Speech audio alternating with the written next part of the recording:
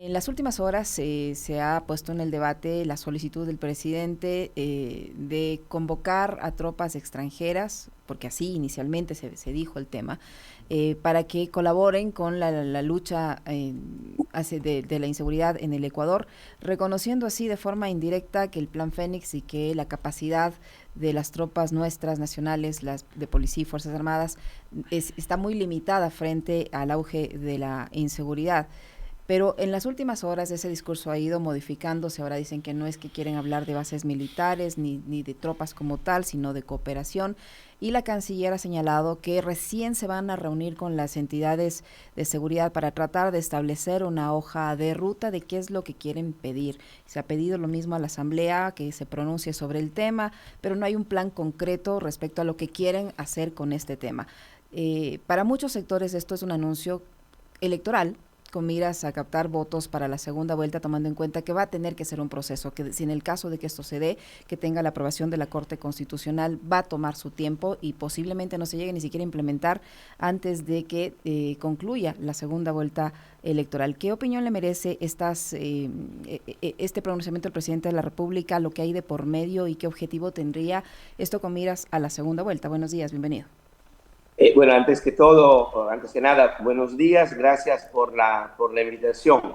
¿Qué comentario se merece? Creo que no hay que tomarle muy en serio al presidente en este momento, porque el presidente está en campaña electoral. Entonces, campaña electoral se ofrece cualquier cosa, nos están acostumbrando otra vez a ofrecimientos. Esto evidentemente pega un poquito, puede pegar dentro de las conversaciones de la opinión pública ecuatoriana y por ende lanza el enésimo, ¿no?, mensaje de propaganda electoral, porque además, si queremos ser pragmáticos y serios, y creo que ya el país necesita de un poquito más de seriedad por parte de todas las instituciones, creo que debería dejar esta decisión a la próxima asamblea y a la próxima presidenta, porque me parece en este momento extemporáneo,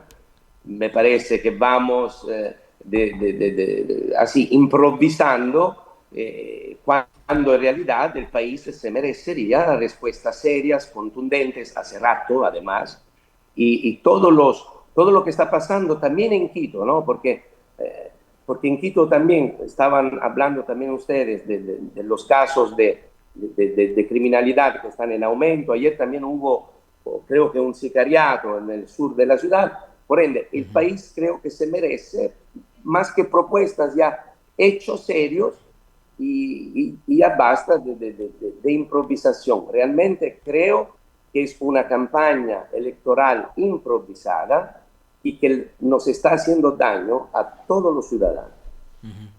Hola Salvatore, qué gusto saludarte, buenos días. Eh, yo sí coincido plenamente con eso, ¿no? O sea, estos temas tan importantes no deberían ser tratados por un gobierno que no podría continuar, que digamos en teoría termina esta administración en mayo de este año y que habrá que ver cuál decisión toma el pueblo el 13 de abril para ver si es que continúa o no el señor Noboa. Pero finalmente lo que hace Noboa con este como con otros casos también es manejarlos como parte de la plataforma política y electoral de cara al 13 de abril. Ahora, ¿cuánto puede ayudarle o perjudicarle este relato, ¿no?, del tema de la ayuda y de la cooperación internacional, cuando implícitamente lo que está haciendo el gobierno también es reconociendo el fracaso de su política de seguridad? Mire, permíteme decir también algo más. Bueno, si tanta urgencia tenemos de que vengan tropas extranjeras a ayudarnos, entonces que nos manden también de paso a un mandatario, porque realmente necesitamos un poquito de todo. Si renuncian a hacerse cargo del país a nivel de seguridad, que renuncien a todo. Pero mira, el presidente, reitero, más allá del chiste que el presidente está en campaña electoral, el presidente además no me parece que hable mucho, me parece que tiene un ministro por ahí que da la cara por él, que es aquel que lleva adelante también la campaña electoral a nivel dialéctico, ¿no? Porque es el que más entrevistan en otros medios. pero el presidente no habla, entonces nos manda por ahí algunas cositas que nos enteramos y que tal vez son el resultado de la frustración, Alexis.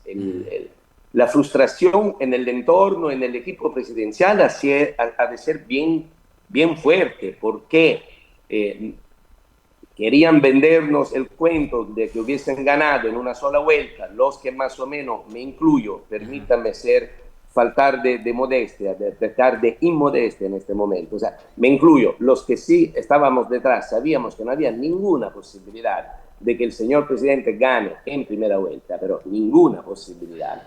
Y entonces esta frustración ahora los lanza a decir, perdóneme cualquier cosa, porque hemos tenido un año y pasa de gobierno, si tanta urgencia había, nos hemos demorado un año y medio en decir que este plan Fénix no ha servido de nada, tan es así que ya necesitamos que nos vengan a rescatar los marines, ¿no? Discúlpeme que hablo así de manera tan fácil, tan burda, le pido disculpas, pero este es el nivel de respuesta que se merecen las propuestas, el nivel de campaña que están llevando adelante. Están frustrados y si queremos ser un poquito más técnicos, quieren recuperar unos votos que han perdido. Yo ahí no coincido con otros analistas en general, porque el señor presidente Noboa ganó las elecciones pasadas por exactamente 374.000 votos, de los cuales evidentemente 364.000, mira, casi todos los había ganado en Pichincha, y hoy en Pichincha el señor presidente y su equipo me parece que es donde más problemas tienen y están en campaña. Salvatore, te voy a quizás poner en una situación incómoda o quizás no, depende mucho de la frontalidad con la que tú siempre asumes todos los temas que se te plantea para conversar, pero ahora que estamos escuchando a los funcionarios de gobierno, a la señora Sommerfield y de la Gasca, que dicen ya nos vamos a reunir para ver por dónde agarramos con respecto del tema de la cooperación internacional.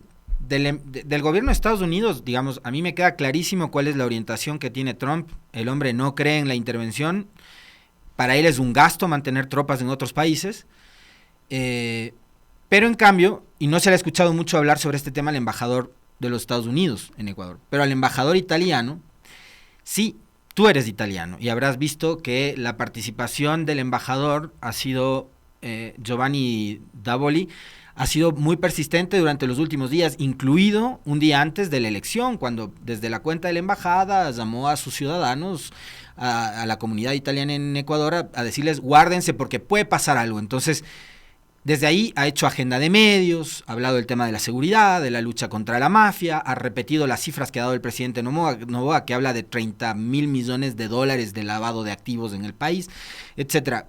¿Cómo evalúas tú la actuación del embajador italiano en el país, siendo uno de los también, digamos, en alguna medida, portavoces de las tesis oficiales con respecto a la seguridad?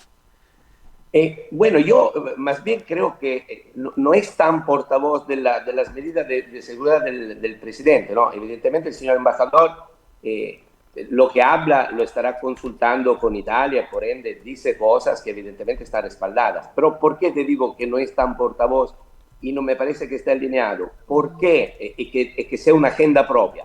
Porque el señor embajador, que cumple en Ecuador un año, nos está hablando del gobierno de Noboa, y nos está diciendo más bien que durante, evidentemente, este gobierno tenemos, yo añado números que también he escuchado, que el 70% de la cocaína sale de Ecuador, por ende me parece más bien que está señalando los problemas del actual régimen. No sé si realmente sea un vocero, me parece un vocero genuino, porque no está hablando bien del gobierno, sino que está diciendo, cuidado, estimados amigos, Ecuador es un problema para el mundo también, porque habla de cómo la droga se exporta a Italia también, evidentemente, y qué estamos haciendo en Ecuador, qué está haciendo el actual gobierno. Así que yo lo veo más bien, lo interpreto como crítico, ¿no? Porque estás diciendo, aquí están pasando unas cosas y parece que no hay respuesta. Mi interpretación.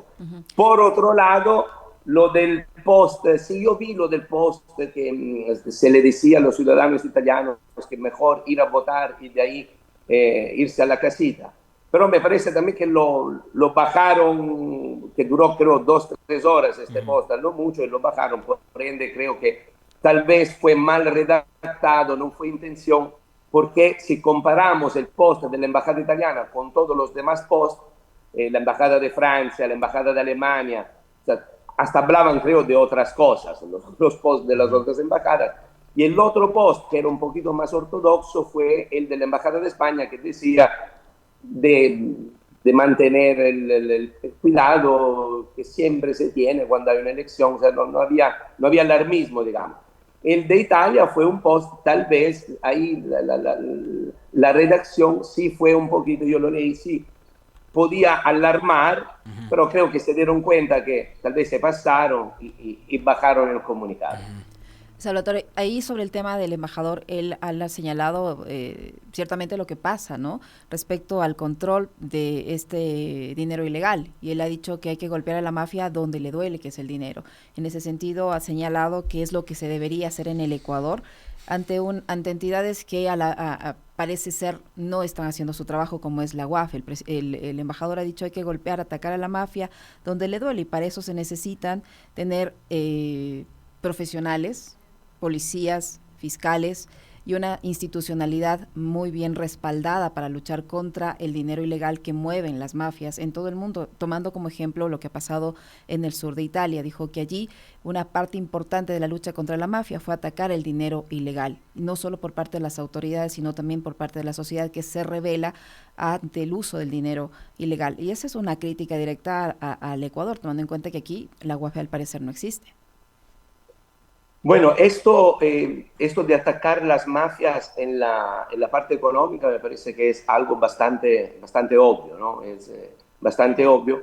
Y sobre el hecho que la población evidentemente tiene rechazo a las organizaciones criminales, esto creo que es algo que se da de manera fisiológica en Ecuador también. La gente, por esto el voto está como está y por eso están frustrados en Carondelet, porque evidentemente la gente ya quiere una respuesta en contra de la criminalidad. Creo que todo Ecuador, ¿no? Todos nosotros estamos en contra de la criminalidad. Controlar la parte económica, ver a dónde va esta plata, es deber, como tú dices, de la UAF. Hay que ver que también estén trabajando. Pero a mí lo que me preocupa, quiero abrir un pequeño paréntesis, tenemos un país en este momento muy polarizado. Yo quisiera volver también a lo que ha pasado con los niños de las Malvinas, un argumento tan sensible, ¿no? Que también debería ser algo que nos une a todos, ¿no? La muerte, la desaparición, muerte, y luego la incineración de estos niños debería unir a todo el país. Deberíamos estar tan unidos frente a este hecho, y hasta este hecho, hasta las muertes de los niños, nos está dividiendo como sociedad. Esto me apena muchísimo.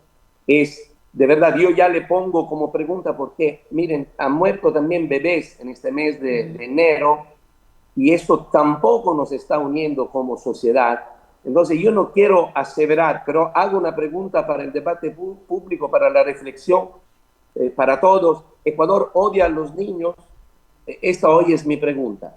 ¿Por qué no somos capaces de unirnos y tener un frente común con lo que pasa con nuestro futuro, con nuestra niñez, que hoy es realmente ignorada de manera cínica y criminal por las instituciones, que además de deber velar por ellas, debería investigar con mayor seriedad, porque hasta esto me parece que se está volviendo un circo, lo que ha pasado, reitero también, con los niños de las Malvinas. Perdóneme, pero es parte de esta polarización y quería también evidenciar. Decías hace un momento, Salvatore, ya para adentrarnos, yo sé que no eres tan experto en temas de seguridad, pero obviamente como investigador y académico te toca también abordar estos asuntos, ¿no? Pero para adentrarnos más en el análisis político de lo que fue el 9 de febrero, de lo que podría ser el 13 de abril, tú, uno de los últimos artículos, si no el último que creo que publicaste, lo titulaste como mala nota, ¿no? Por todo lo que sucedió alrededor del trabajo de las encuestadoras, no todas, quizás la mayoría que estuvo trabajando con el gobierno y tratando de imponer aquel relato de que se ganaba en una sola vuelta. Hubo otras encuestadoras que no fueron y otras encuestas que no fueron tan difundidas por los grandes medios porque daban cuenta de un resultado más apegado al que se dio. Y eso obviamente al oficialismo, al gobierno no le interesaba que se difunda. Pero con respecto a lo que tú señalas en la nota, en el artículo que publicaste, relacionado al trabajo de las encuestadoras, de las empresas encargadas del estudio de opinión, y también a lo que podría suceder el próximo 13 de abril, ¿qué es lo que en este momento tú ves que está pasando en el Ecuador? ¿Cómo están abordando las dos candidaturas este tramo de la campaña? ¿Y qué es lo que crees que podría suceder en el ánimo del votante, sobre todo de ese votante que no vio ni en Daniel Noboa ni en Luisa González la primera opción en el 9 de febrero? Bueno, y escribí antes, Alexis, para también echarme las flores. Yo escribí la semana anterior a las elecciones, mi editorial era hasta la segunda vuelta, porque reitero, se sabía que iba a haber una segunda vuelta. Ahora, ¿qué puede pasar? ¿Qué va a pasar? Primero, otro punto importante, creo que las encuestadoras que se han equivocado por 10 puntos de diferencia, las encuestadoras que de manera han hecho un trabajo muy burdo y a pesar de aquello siguen siendo, como te puedo decir, avaladas por el CNE, debemos empezar a pensar que, como en el fútbol, una tarjeta amarilla, ¿no? Por lo menos, no te digo te saco la roja, pero una amarilla. Debería haber consecuencias por aquellas encuestadoras que se equivocan y en Ecuador hemos tenido muestra de muchas, ¿no? Porque hasta hubo otra encuestadora, por ejemplo, que le daba Lazo el 7 veces sí y fue 7 veces no y no ha pasado nada. Son encuestadoras que hoy siguen opinando y siguen equivocándose, o sea, a lo bestia. Por ende, ¿debería haber consecuencias con las encuestadoras que se equivocan? Creo que sí. Esto de la tarjeta amarilla habría que pensarlo, porque es absurdo que sigan teniendo, ¿cómo te puedo decir? Todavía conversaciones en las redes o autoridad moral por hablar, por poder decir algo. ¿Y qué va a pasar en estas elecciones? Reitero, Noboa ha perdido votos, y esta es la razón de la frustración. Noboa ha perdido votos, en Pichincha ha perdido votos, Luisa González, por ejemplo, en Pichincha ha alcanzado ya los 700.000 votos que alcanzó en la segunda vuelta de las elecciones pasadas, lo que significa que ella solo en Pichincha solamente puede crecer. Los votos no son endosables, por ende no todos los votos de Isa pueden ir a Luisa González, pero sin embargo, si hoy estaría en un equipo, estuviese en el equipo del presidente, estaría más preocupado de los que colaboran con Luisa González porque tienen un piso, en este momento el piso lo tienen más alto y el techo también lo tiene más alto. Así que lo que yo veo es que puede ser una segunda vuelta muy ahí, como la primera, muy chiquita la diferencia, es un escenario probable y el CNE también ya tiene que trabajar como CNE, sin cancha inclinada. El presidente tiene que hacer campaña como la otra candidata. Habrá un debate, habrá que respetar las reglas iguales para todos y ya basta de favorecer a un candidato más que a otro, porque evidentemente lo que hemos visto en la primera vuelta fue que el presidente de la República actuó como presidente de la República, entonces estaba en campaña siendo presidente y los otros candidatos, pobrecitos, tuvieron ahí que estar luchando. Y tal vez por esto los resultados bajos también de los otros candidatos. Tal vez no sea culpa de ellos que no podían, sino que se enfrentaron a otro candidato que prácticamente les apabulló a todos. ¿Sí me Pero entiendes? Salvatore, ese escenario para la segunda vuelta no ha cambiado. Y le digo esto porque si usted bien señala que tendrían que preocuparse por todas esas opciones que ha mencionado, el presidente candidato sigue en campaña. Ha visitado varios de los territorios donde no le fue bien, otros en los que le fue bien, en algunos casos reforzando esa votación que le favoreció, en otros casos tratando de captar la votación que no tuvo, y ha hecho una serie de ofrecimientos, ha ofrecido dar créditos, construir carreteras, puentes, hospitales, universidades y hasta centros de seguridad. durante todos estos días utilizando el aparataje estatal. Y le digo son ofrecimientos porque nada de lo que ha dicho es algo concreto, una obra que esté realizada. Son ofrecimientos hacia el futuro y en caso de que gane la segunda vuelta. A vista y paciencia de las autoridades electorales que durante la campaña anterior no se pronunciaron, que más bien ahora lo que están haciendo es tratando de analizar un pedido del gobierno de que se prohíba que las personas, que los electores puedan tomar una fotografía de su votación en el momento del sufragio. Sí, le decía, no hay que tomarle en serio al presidente en este momento porque está en campaña electoral. Hasta ofreció el metro más por el norte, está interesado en todo. Entonces, creo que tuvo 1 año y medio para trabajar. Los ecuatorianos decidirán si ha trabajado bien o ha trabajado mal. Por lo pronto me parece que hay una parte importante de los ecuatorianos que creen que no ha trabajado mal, por eso está tan, digamos que la votación está tan por ahí, están empatados. Y como bien dices, son ofrecimientos de campaña. Y esto me permito decir también que va un poquito en contra de la literatura, porque por lo menos la literatura en la cual yo creo es que la gente no es tonta. Por ende, tratarle como a tonta, diciéndole que si voy a ganar te voy a dar esto, esto y esto, cuando estando al gobierno no se ha hecho nada y más bien nos han quitado 14 horas la luz, yo creo que la credibilidad del señor presidente en este momento se la tendrá que ganar con hechos, promesas. Me parece, reitero, la gente no es tonta y sabrá si creerle o no creer. Salvatore, quiero volver a algo que decías tú hace un momento, porque me parece que por ahí creo que se puede encontrar cierta clave para las candidaturas de cara al 13 de abril. Decías, Pichincha está en juego, ¿no? Pichincha, que fue la provincia que le dio, digamos, en su momento la victoria a Lasso, que le dio la victoria a Noboa también, sobre todo Quito, y determinadas votaciones en Pichincha y en Quito, por ejemplo, el distrito norte de Quito, por ejemplo, el cantón Rumiñahui. Y tú dices, en Pichincha fue donde más creció Luisa González y es donde más puede crecer por el caudal de la votación, ¿no? Por donde se concentra el grueso de la votación, porque si estamos hablando, por ejemplo, de la incidencia que tiene Leonidas Issa en la Sierra Centro, que pueden ser territorios muy importantes, sí, pero no hay una gran votación. La clave está en dónde, para que ocurra ese fenómeno de que la candidatura de Luisa González logre vencer o superar todo lo que ha fomentado ese anticorreísmo tan violento durante los últimos 8 años. Mira, el punto es justamente esto. El punto es que evidentemente en Pichincha ya Noboa ha perdido votos. Noboa ha perdido 100.000 votos en este momento en Pichincha. Y por ende tiene que recuperarlos, mientras que en cambio Luisa González ya tiene la misma cantidad de votos que había sacado en la segunda vuelta. Por ende, Luisa va a crecer y cuidado, no solo Pichincha, digamos que toda la región sierra. Y por otro lado, también en Manabí, Luisa González puede crecer más, porque puede crecer, todavía tiene un techo más alto.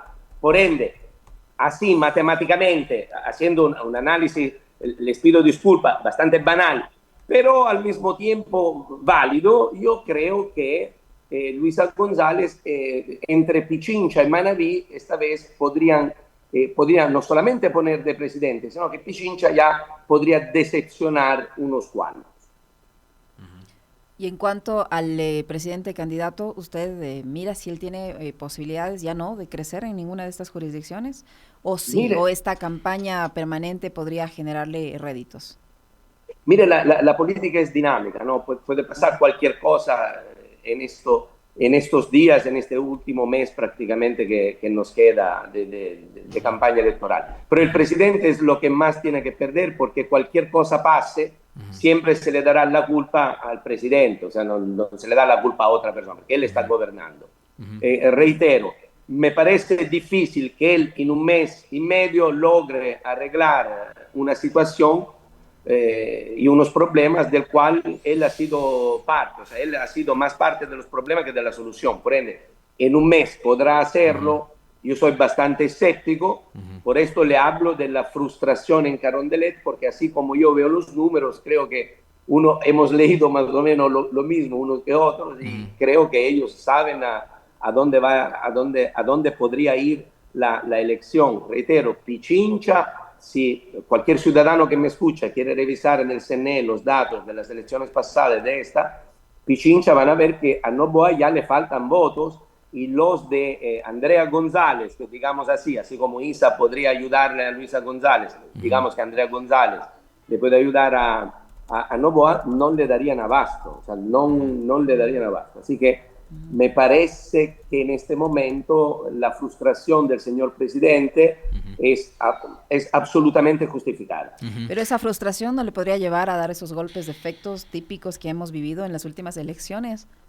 Bueno, hasta que sean golpes democráticos, y yo creo que bienvenidos y creo que no sé qué tan efecto vayan a obtener. Salvatore, dime. Hay otro actor que es muy importante en este momento, ¿no? Que ha cobrado mucha relevancia y que a ratos puede ser, digamos, tanta tanta rueda de prensa, para decirte siempre, el 15 de marzo, espérense hasta el 15 de marzo.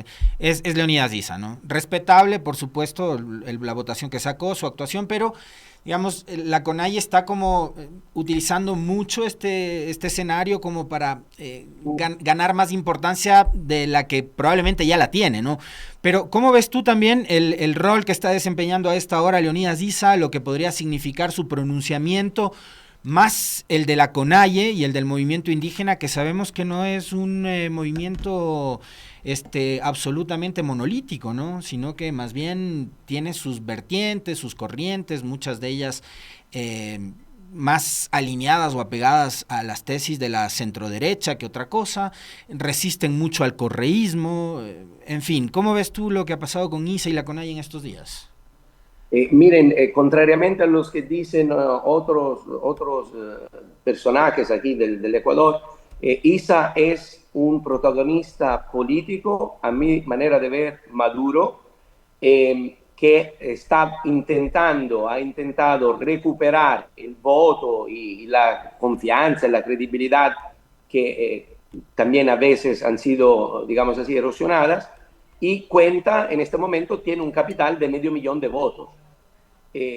Por ende, tomarse el tiempo, creo que sea justo tomarse tiempo, porque así tiene además más palestra, ¿no? Puede seguir hablando en los medios, tener protagonismo, tener visibilidad, pero me parece también, lo he escuchado decir, que con Noboa no. Me parece que esto ha dado indicios que no iría él de todas maneras con Noboa. Y que no es tiempo para el nulo ideológico, también ha dicho, que no es el momento del nulo ideológico. Porque el nulo ideológico, por esto yo decía que es un político maduro y que hay que tomarlo en consideración, porque el nulo ideológico le dio la victoria en su momento a Lasso, y me parece que al movimiento indígena, con el gobierno de Lasso, y al país tampoco, creo, nos haya ido tan bien. Por ende, creo que al final Issa podría decidirse para decir a sus votantes, puede decir, voten por la persona que quieran, o sea, voten por la persona que quieran, pero por Noboa no. O sea, podría decir así al final. Más o menos, o sea, ya lo he dicho, creo... ¿no? Más o menos ya lo ha dicho, ya lo ha dicho más o menos Leonidas. O sea, es más, digamos, entre líneas ha dicho por quién hay que votar, porque te dice, no es el momento del nulo ideológico y yo no me voy a sentar nunca con Noboa. Entonces, ya, ¿qué otra opción te queda? Así es, voten por el que quiera, pero no por Noboa. Entonces me parece que esta es la postura. Pero Leonidas Issa tiene 500.000 votos, créeme que si Issa no se quiere sentar con Noboa, créeme que a Noboa ganas de sentarse con Issa no le han de faltar.